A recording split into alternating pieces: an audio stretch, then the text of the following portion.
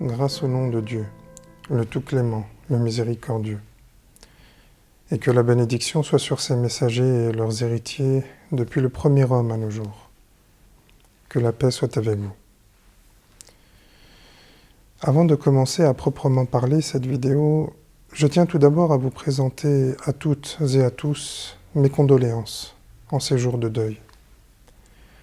Nous commémorons en effet en ce moment le martyre héroïque de Hussein, petit-fils du prophète de l'islam, ainsi que celui de la quasi-totalité de sa famille et de ses compagnons, tombés en martyr moins de 50 ans après que le prophète de l'islam eut lui-même rejoint son Seigneur.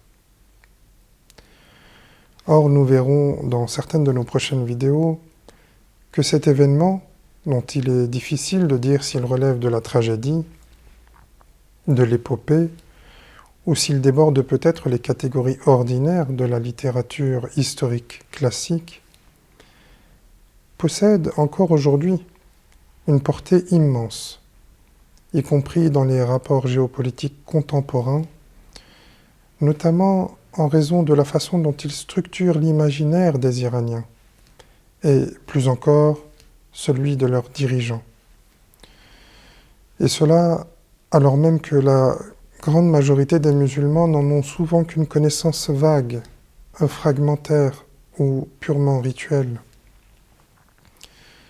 Pour cette raison, que l'on soit musulman ou non, et à l'intérieur même de l'islam, que l'on soit sunnite ou chiite, il me semble essentiel de mesurer l'importance presque sans équivalent du martyre de l'imam Hussein, petit-fils du prophète Mohammed, que la bénédiction divine le recouvre, lui, ses héritiers et tous les messagers.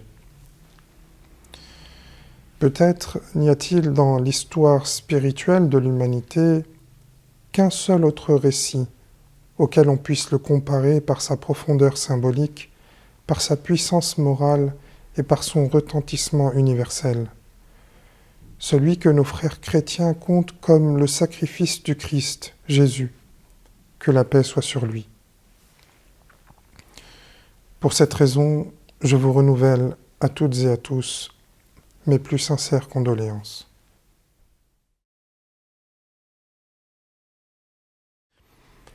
Concernant cette présente vidéo, je dois tout d'abord vous dire qu'elle n'était pas prévue. Initialement, 2 autres vidéos devaient sortir ces dernières semaines, en plus des 2 dernières que nous avons déjà diffusées. Mais puisque les événements ont dernièrement semblé aller dans le sens d'un accord, un accord qui a d'ailleurs été signé il y a maintenant quelques jours, j'ai considéré qu'il était plus opportun d'en discuter avant de poursuivre les thèmes que je vous avais annoncé vouloir traiter dans mes prochaines vidéos. Ce qui m'a donc amené à modifier mes plans et à réorganiser ce que j'avais préparé de vous dire. À proprement parler, cet accord n'en est pas vraiment un. Il s'agit plutôt d'un protocole d'accord signé par les présidents américains et iraniens et qui, selon ce qui en a été rendu public, contiendrait 14 articles.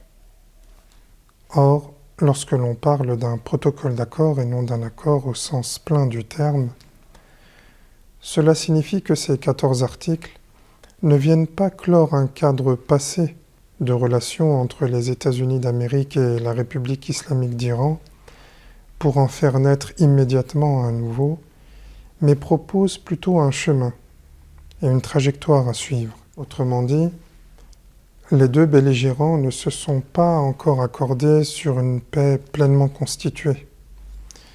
Ils se sont accordés sur un cadre de sortie de crise, un ensemble d'étapes à respecter pour tenter de sortir de la situation actuelle et faire naître une situation nouvelle. Ce n'est donc pas à proprement parler d'un accord définitif dont il s'agit.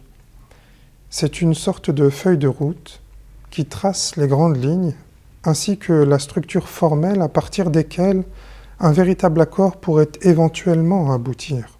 Si cette feuille de route n'était pas respectée par un des 2 belligérants, selon l'ordonnancement qui y est explicitement formulé, l'autre partie pourrait alors suspendre les obligations que sa signature l'enjoint pourtant de respecter. Elle pourrait alors demander un retour à l'article dont les deux parties respectaient précédemment le cadre, ou même revenir à un article plus fondamental encore. Dans le pire des cas, un tel processus pourrait aller jusqu'à faire revenir les deux camps au premier article du protocole, qui accorde pourtant les deux parties sur une complète cessation des hostilités, ce qui pourrait ainsi mener à une reprise au moins ponctuelle du conflit armé. C'est pourquoi ce protocole d'accord risque, dans le cas présent, de déterminer partiellement, si ce n'est peut-être totalement, l'issue de cette guerre. Dans mes prochaines vidéos, j'aborderai donc notamment ce protocole d'accord.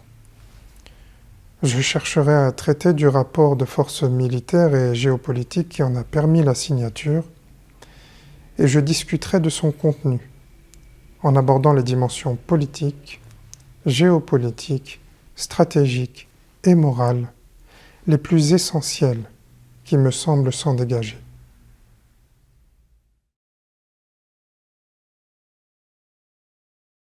De toutes les dimensions de ce protocole d'accord, je voudrais commencer par celle que je considère comme la plus fondamentale, et donc revenir au sujet par lequel j'avais ponctué ma précédente vidéo.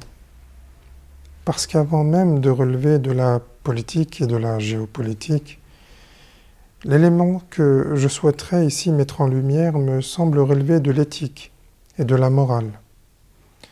Et c'est d'abord de cela dont je voudrais parler aujourd'hui dans cette vidéo, d'éthique et de morale. Bien entendu, l'éthique d'un État affecte aussi sa condition politique et géopolitique, qu'elle soit régionale ou mondiale.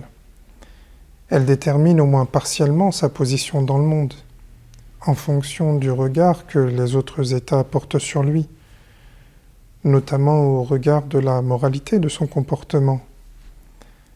Tient-il parole? Respecte-t-il ses engagements, y compris envers les États qui s'opposent à lui? Trahit-il ses alliés?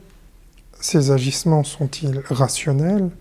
Relèvent-ils de l'idéologie pure ou, au contraire, d'un calcul strictement économique et militaire? Commet-il des exactions? Et s'il en commet, les assume-t-il? Les nie-t-il? Ou cherche-t-il à les dissimuler? Toutes ces questions qui relèvent des critères éthiques et moraux à partir desquels un État agit dans le monde ne sont pas secondaires. Elles appartiennent pleinement à la vie internationale, parce qu'un État n'est pas seulement jugé à partir de sa puissance, mais aussi à partir de la manière dont il use de cette puissance. On voit bien, par exemple, comment le comportement du régime israélien à Gaza depuis 2024 contribue à sa perte d'influence dans une partie croissante de l'opinion publique mondiale, et même, par ricochet, à la fragilisation de certaines de ses positions dans la politique américaine. On voit aussi comment les pays dits du Sud global, ainsi que de nombreux pays émergents, se positionnent aujourd'hui plus négativement que jamais à l'égard de ce régime politique. Même les États qui lui sont habituellement les plus favorables, voire qui lui étaient inconditionnels il y a peu, se retrouvent désormais dans une situation beaucoup plus difficile à défendre publiquement.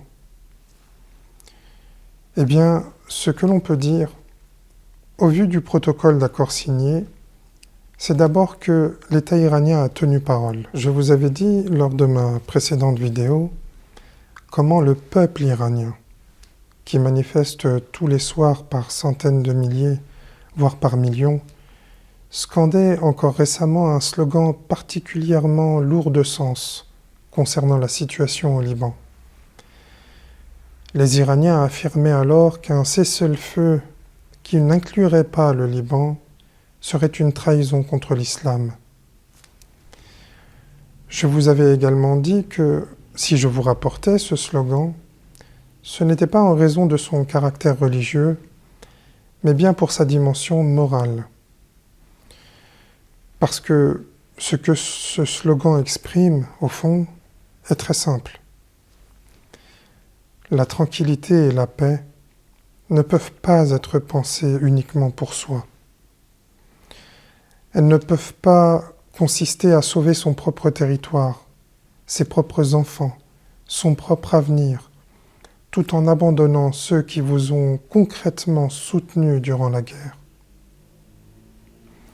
Or, le tout premier article que les responsables iraniens ont tenu à poser comme cadre fondamental de cette feuille de route censée aboutir à un accord est précisément une cessation complète des hostilités dans toute la région, y compris au Liban.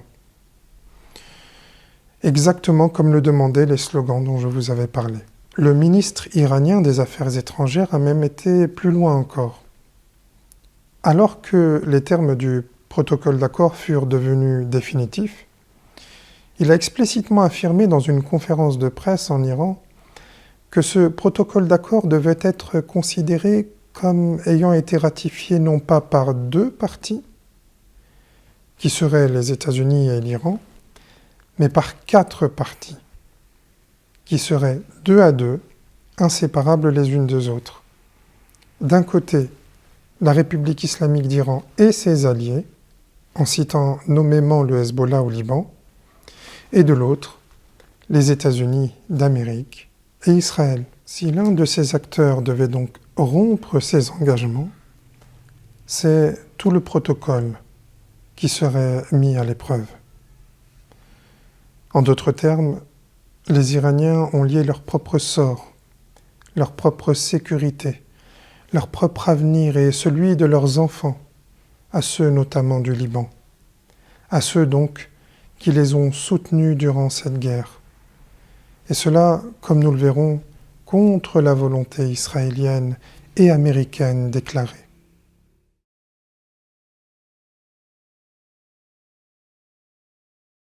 Il faut prendre la mesure d'une telle position, parce que dans les analyses géopolitiques que l'on entend ici et là dans nos médias, le Hezbollah n'est souvent présenté que comme un simple proxy de l'Iran.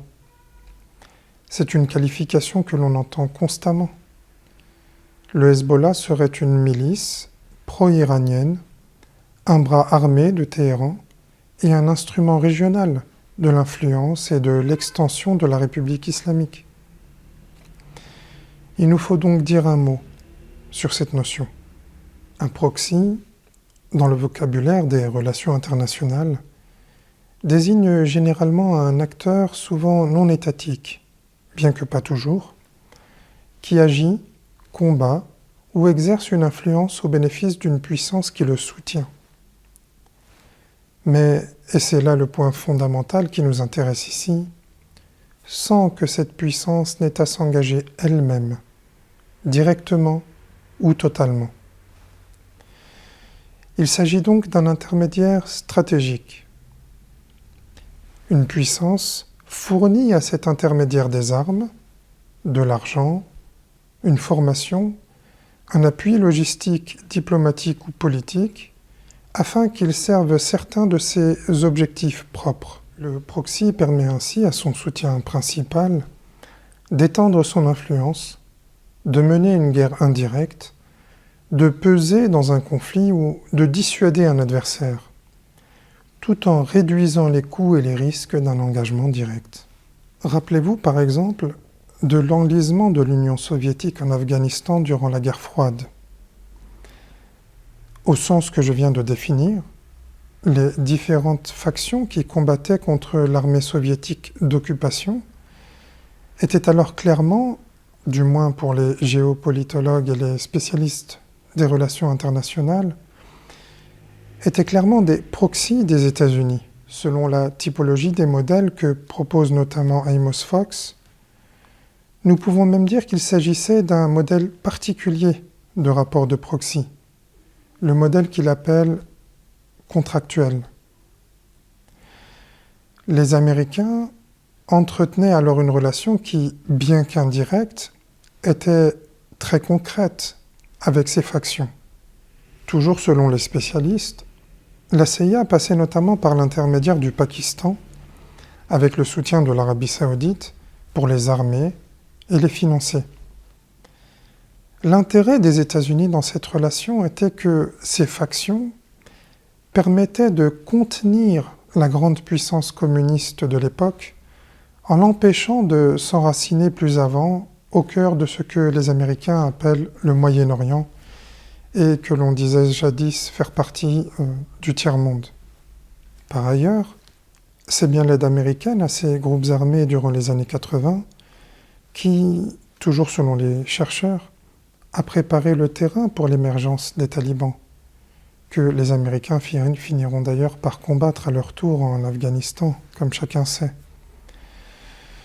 L'intérêt des Américains dans cette relation est d'autant plus clair qu'il est aujourd'hui considéré que cet enlisement de l'Union soviétique en Afghanistan, qui lui coûta près de 15 000 soldats et 50 milliards de dollars selon les estimations américaines, contre 0 soldats pour les États-Unis et environ 3 milliards de dollars, a participé à l'affaiblissement puis à l'effondrement de l'Union soviétique.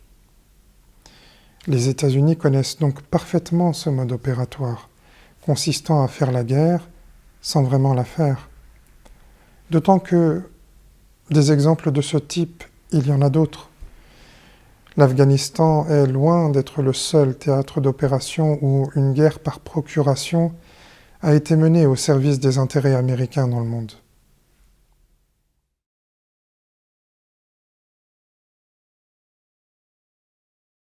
C'est précisément ici que le contraste avec l'Iran commence déjà à apparaître. Parce que lorsque les États-Unis ont recours à des proxys ou à des forces locales alliées, ils le font généralement pour éviter d'avoir à assumer eux-mêmes le coût direct de la guerre. C'est même, au vu de la définition académique de la notion de proxy que je vous ai donnée, l'une des fonctions principales de la guerre par procuration. Faire la guerre sans vraiment la faire. Combattre un adversaire sans engager totalement son propre territoire, sa propre population et, plus encore, la vie de ses principaux dirigeants. Un autre exemple américain est, de ce point de vue, particulièrement parlant. Lorsqu'est venu le tour des États-Unis d'envahir l'Afghanistan au début des années 2000, ils ont de nouveau soutenu différentes forces locales, lorsque celles-ci servaient leurs objectifs stratégiques contre les talibans cette fois-ci. Lorsque les alliés d'hier, donc, sont devenus les ennemis d'aujourd'hui. Et j'exagère à peine. Mais quand Washington a finalement décidé de quitter l'Afghanistan en 2021, une partie importante de ceux qui travaillaient avec les Américains ont combattu avec eux ou avaient cru en leur protection, s'est retrouvé exposé aux conséquences de ce retrait. Pour autant, les États-Unis ne semblent pas avoir hésité à les abandonner à leur sort, sans grande considération pour ceux qui étaient non pas seulement de simples proxys, mais aussi pour certains d'entre eux des alliés, puisque les Américains étaient eux-mêmes sur place et qu'ils faisaient eux aussi la guerre avec ces forces locales, même s'ils la faisaient effectivement à petite échelle. Je ne dis pas cela pour affirmer que les États-Unis n'auraient jamais eu d'alliés, ni que toute relation d'appui serait nécessairement pour eux de circonstance, bien que, à mon avis, cette thèse pourrait se défendre. Mais ce que je veux dire ici est en réalité plus précis, parce que ce que je vise pour l'instant, c'est uniquement la notion de proxy, pas celle d'allié au sens propre. Et dans le cas américain, les forces locales alliées restent dans de nombreux cas des proxys, du moins pour les spécialistes de la géopolitique, pour des raisons que je ne peux pas aborder ici sans risquer de sortir du cadre de mon propos. Et en tant que proxy, donc, elles n'ont été soutenues que tant que leur soutien demeurait compatible avec les intérêts de Washington. Lorsque ces intérêts ont changé, lorsque le coût est devenu trop élevé, ou que le retrait est devenu politiquement préférable, ces mêmes alliés proxy, entre guillemets, ont été abandonnés, laissés seuls face aux conséquences d'un engagement qu'ils avaient pourtant pris aux côtés des Américains. Or, c'est exactement le contraire que l'Iran a montré au monde durant cette guerre, et notamment dans son rapport au Liban et au Hezbollah. En tant qu'organisation politique et militaire, le Hezbollah est effectivement soutenu, financé et au moins partiellement armé par l'Iran, tout comme l'étaient les factions afghanes dont je vous ai parlé. Il n'est donc pas contestable que l'Iran entretienne avec le Hezbollah un rapport de soutien matériel, de soutien politique, de soutien stratégique et même militaire. Or, c'est précisément à partir de ce constat que nos médias concluent généralement que ce dernier n'est rien d'autre qu'un proxy de l'Iran, c'est-à-dire un agent par procuration, ou autrement dit, une organisation qui suivrait nécessairement un agenda iranien. Cela les mène alors à conclure fatalement ceci. Si, tout comme les factions afghanes locales pour les Américains, le Hezbollah est un simple proxy de l'Iran, il ne peut être soutenu par l'Iran que parce qu'il lui est utile, et seulement dans la mesure où il sert ses intérêts, tout comme les Américains l'ont fait avec leur propre proxy. D'autant que, comme je l'ai répété, c'est cela la définition même d'un proxy. Et si les Américains eux-mêmes agissent ainsi, eux que nos médias présentent sans cesse comme les représentants du monde libre et de la démocratie, il devient alors, pour ces mêmes médias, presque évident que les Iraniens ne pourraient pas agir autrement. Pour la plupart de nos médias et de nos analystes et chroniqueurs de plateau, les Iraniens ne peuvent jamais agir plus moralement que les Américains. C'est pour eux, semble-t-il, quelque chose d'absolument inenvisageable. Et je crois que malheureusement, ils croient eux-mêmes en ce qu'ils disent. Parce qu'ils n'arrivent tout simplement pas à saisir le monde autrement qu'à travers le prisme occidentalo-centré qui est le leur. Même si les choses sont en réalité en train de changer.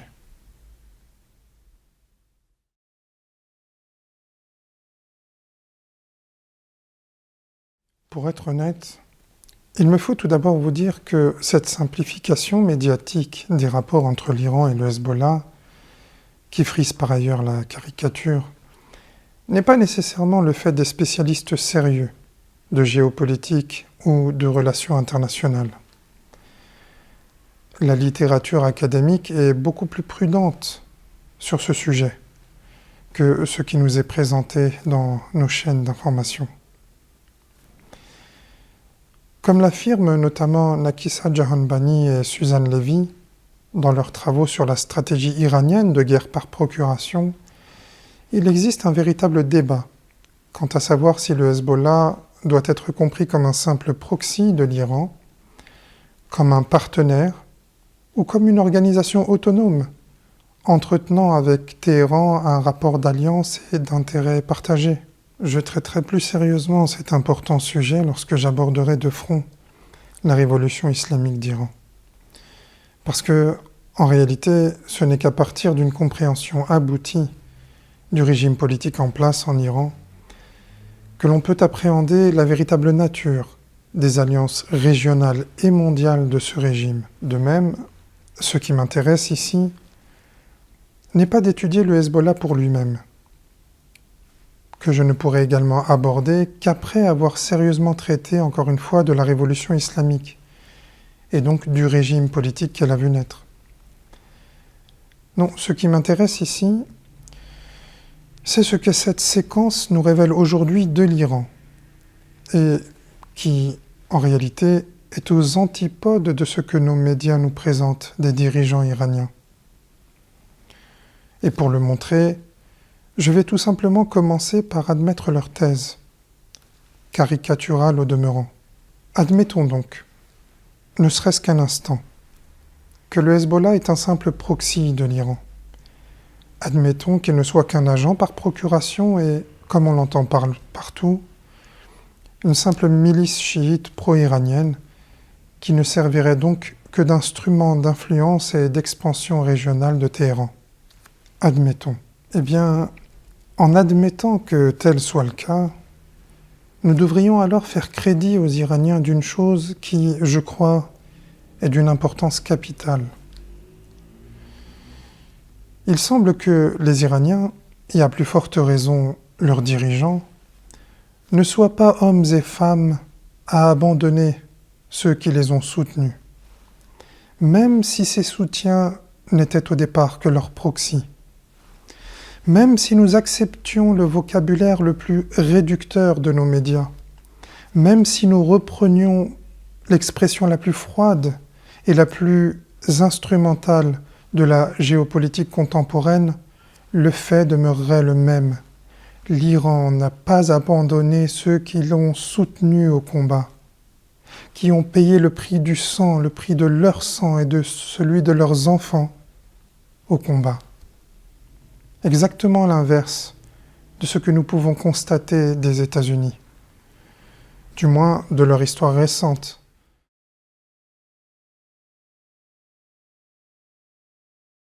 Cette position des dirigeants iraniens n'est pas sans risque. Au contraire, elle est prise au risque de voir leur propre territoire bombardé de nouveau par la première puissance militaire du monde, et au risque d'être empêchés d'utiliser la mer d'Arabie pour exporter leur propre pétrole dans un contexte économique plus difficile que jamais.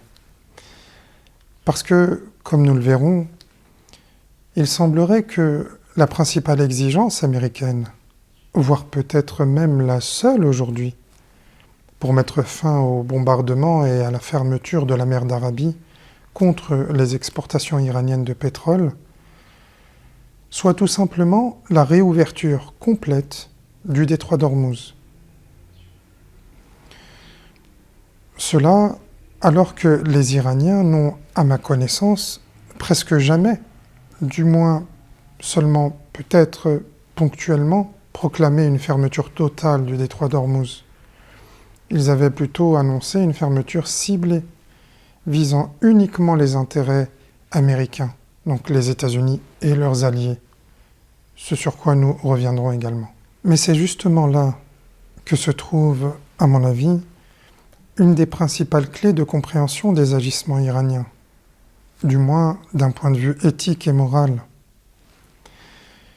Ce qu'il faut bien comprendre, c'est que si les Iraniens acceptaient de rouvrir pleinement le détroit d'Ormuz aux États-Unis et à leurs alliés, il semble que, automatiquement, le principal obstacle immédiat à l'arrêt des hostilités serait alors levé. Autrement dit, si l'Iran ne regardait que son intérêt national le plus immédiat, s'il ne pensait qu'à soulager la pression militaire et économique qui pèse sur lui, il devrait naturellement accepter cette condition. Et donc, rouvrir totalement le détroit, obtenir ainsi la fin des bombardements américains et de leur blocus, puis envisager des négociations, sur la base de ce qui est aujourd'hui son principal levier stratégique, le détroit d'Ormuz, justement. Les Iraniens pourraient donc se servir du détroit d'Ormuz comme d'un levier qui les concernerait, eux, uniquement eux, et ainsi éviter tout risque de reprise du conflit. Ils ont au contraire utilisé ce levier stratégique, non pas pour défendre seulement leur propre territoire, mais pour faire respecter un cessez-le-feu régional, et en particulier pour empêcher que les civils libanais ne soient abandonnés aux frappes israéliennes. C'est là un point extrêmement important, parce que le détroit d'Ormuz n'est pas ici utilisé seulement comme un instrument de défense nationale iranienne. Il devient un moyen de pression destiné à protéger ceux qui, en raison de leur soutien, ont été associés au sort de l'Iran dans ce protocole d'accord. Comme si ce n'était plus le Hezbollah qui était une extension de l'Iran, mais l'inverse. Je ne dis pas cela au sens technique et terminologique fort du terme. Mais réfléchissons tout de même un instant, ne serait-ce que d'un point de vue strictement fonctionnel, en allant au bout du raisonnement. Parce que dans cette séquence précise, le renversement de perspective que je propose, bien qu'audacieux je l'admets, mérite au moins d'être pensé. Reprenons donc les faits, et uniquement les faits. L'Iran met une pression économique sur les États-Unis à travers une menace militaire sur le détroit d'Ormuz, afin d'impacter indirectement, par leur propre intermédiaire donc, un théâtre d'opération dans lequel les Iraniens ne sont pas directement présents. On n'est donc pas très loin, au moins formellement, de la logique fondamentale du proxy.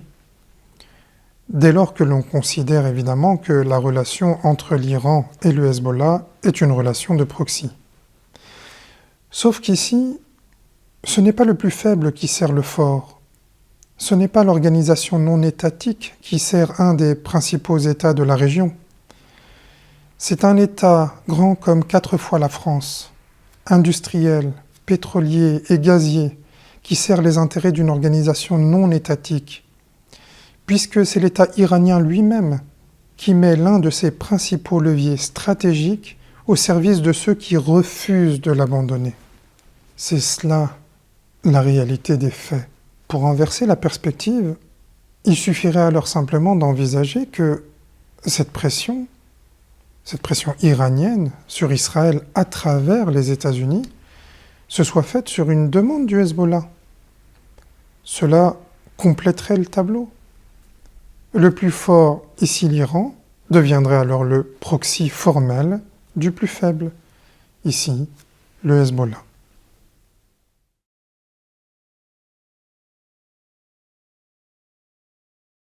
La valeur éthique et morale de la prise de position des dirigeants iraniens ne se limite pas au détroit d'Ormuz.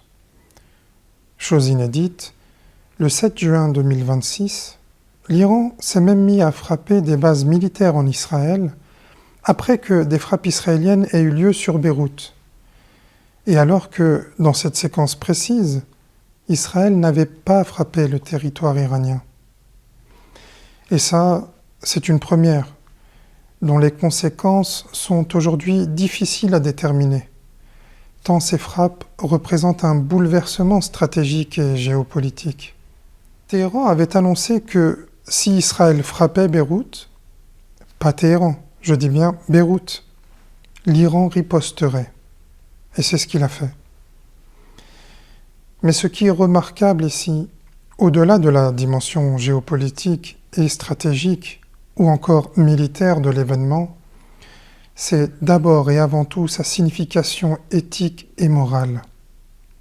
Encore une fois, l'Iran a accepté d'élargir le risque de confrontation pouvant même s'étendre jusqu'aux Américains eux-mêmes, pour signifier que la sécurité du Liban, et plus précisément ici celle des civils libanais exposés aux frappes israéliennes, ne pouvait pas être séparée de sa propre sécurité. Aussi, ce point est décisif, puisqu'il permet, à mon avis, de répondre sans la moindre ambiguïté à une thèse que l'on entend souvent concernant les dirigeants iraniens, selon laquelle ils ne soutiendraient les causes et les combats que la grande majorité des populations des pays dits du Sud global soutiennent, que pour des raisons liées à des calculs politiques ou stratégiques, comme si leur propre vie, c'est-à-dire la vie de ces mêmes dirigeants, n'était jamais engagée dans leurs décisions. On nous répète, ou on nous dit indirectement parfois, que les responsables iraniens seraient menteurs, fourbes, corrompus, protégés, indifférents aux souffrances des peuples, et de leur peuple en particulier, qu'ils ne subiraient jamais les conséquences de leurs engagements de façade, que ce soit les conséquences des sanctions, qui toucheraient uniquement le peuple iranien, ou de la guerre, qui n'était jusque-là jamais parvenue jusqu'au sol iranien lui-même, mais touchait uniquement les populations vivant sur d'autres territoires, des territoires non iraniens et où la République islamique était engagée d'une manière ou d'une autre. Évidemment, tout ce narratif est déjà en soi complètement biaisé de mon point de vue. Et lorsque j'aborderai l'histoire de la République islamique d'Iran, le caractère pour le moins partial de cette thèse apparaîtra clairement. Mais sans en arriver jusque-là pour l'instant, nous pouvons d'ores et déjà en constater la faiblesse, dès lors que l'on rend compte d'un fait que j'ai brièvement abordé avec vous dans ma précédente vidéo. Et ce fait est le suivant. Les premiers à avoir été visés par les bombardements américains sont justement les dirigeants iraniens eux-mêmes. Et pas n'importe lesquels de ces dirigeants iraniens, puisqu'il s'agit de dirigeants de premier plan. Comme chacun sait, les assassinats ciblés se sont succédés durant la guerre. Et chaque fois qu'un responsable politique a pris la place de son prédécesseur assassiné, il l'a fait en sachant pertinemment qu'il s'asseyait sur un siège potentiellement éjectable et qu'il prenait peut-être place dans un cercueil. Et malgré cela, il n'y a eu ni défection, ni abandon de poste, ni recul stratégique de la part des dirigeants iraniens. Ils ont continué et ils continuent encore. Ils continuent, en liant leur sort à celui d'acteurs que nos médias qualifient pourtant de simples proxys. Ils continuent en refusant une paix qui ne les concernerait qu'eux, en refusant fermement d'abandonner ceux qui les ont soutenus au combat. Et comme je l'ai dit, cela, ils le font en sachant pertinemment que leur décision de lier le cessez-le-feu au Liban à celui qui accourt en Iran peut potentiellement leur coûter la vie. Qu'est-ce que cela signifie ? Cela signifie que même si l'on acceptait provisoirement le vocabulaire de leurs adversaires, même si l'on disait que le Hezbollah est un simple proxy de l'Iran, il faudrait alors reconnaître que pour la République islamique d'Iran, même ces proxys, dès lors qu'ils la soutiennent au combat, deviennent, pour ainsi dire, partie intégrante de son honneur. Un honneur que les dirigeants iraniens semblent placer avant même leur propre vie. Les Iraniens refusent donc de vivre la paix si leurs frères d'armes, ceux qui les ont soutenus durant la guerre, ne vivent pas eux aussi la paix. C'est là, me semble-t-il, le point le plus important de ce protocole d'accord, parce qu'il relève indéniablement d'une notion éthique et morale fondamentale en politique, et même au-delà, la fidélité. En vous remerciant, que la paix soit avec vous.